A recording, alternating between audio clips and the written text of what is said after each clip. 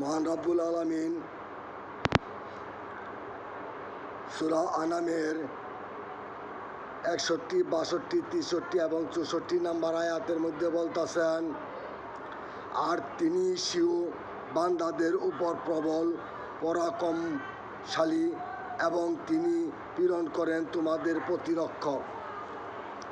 আল্লাহ বলতেছেন, আর তিনি স্বীয় বান্দাদের উপর প্রবল পরাক্রমশালী এবং তিনি প্রেরণ করেন তোমাদের প্রতিরক্ষক।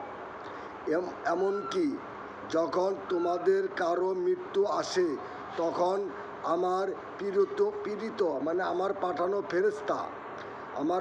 ফেরেশতারা তার জান কবজ করে এবং তার কোনো ত্রুটি করে না, জান কবজ করতে এরা কোনো ভুল করে না।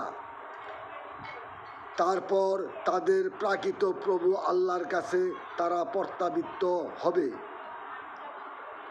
শুনে রেখো, কর্তৃত্ব তো তারই এবং হিসাব গ্রহণকারীদের মধ্যে তিনি সর্বাপেক্ষা দ্রুত। মানে কর্তৃত্ব একমাত্র আল্লাহরই, কারণ আল্লাহর সামনে সবাইকে হাজির করা হইবে। আর তিনি কি হিসাব গ্রহণকারী, মানে ইনি খুব তাড়াতাড়ি তোমাদের হিসাব গ্রহণ করবেন, নিবেন। বলুন, কে সে যিনি তোমাদের উদ্ধার করেন স্থল এবং সমুদ্রে অন্ধকার থেকে? আল্লাহ তার রাসূলকে বলতেছে, তাদেরকে বলুন, কে সে যিনি তোমাদের উদ্ধার করেন স্থল এবং সমুদ্র অন্ধকার থেকে, যখন তোমরা তাকে ডাকো বিনতভাবে ও গোপনে, এই বলে যে, যদি আপনি আমাদের এই বিপদ থেকে উদ্ধার করেন তবে আমরা অবশ্যই কৃতজ্ঞতার অন্তর্ভুক্ত হয়ে যাব। আসলে আল্লাহ মানুষকে বিপদ থেকে উদ্ধার করার পরে মানুষ ভুলে যায়, বিপদে বললে আল্লাহকে ডাকে।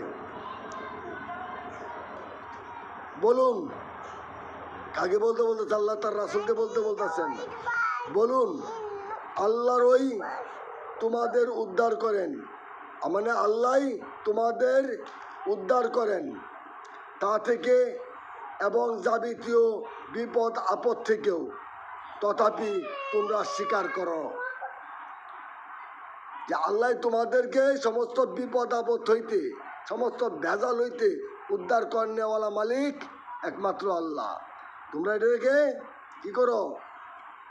স্বীকার করো। আল্লাহ পাক আপনাকে আমাকে স্বীকার করার তৌফিক নসিব দেন করুন এবং আল্লাহ আমাদেরকে সমস্ত বালা মুসিবত বিপদ আপদ হইতে উদ্ধার করুন। আমি